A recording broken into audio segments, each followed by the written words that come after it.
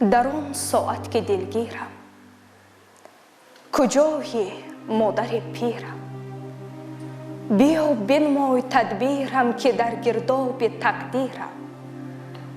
سرم خواهد نوازش های دستان تو را امروز، دلم خواهد نگاه گرم چشمان تو را امروز. دلم خواهد دعایت را، دو دستت را چو دو بال پرستوها به سوی قبله بکشاده، خدا را از فلک ها بر زمین خوانده. گسیلم کرده بر راه های دور، سپس از پشت من بگریسته در خود فرو مانده.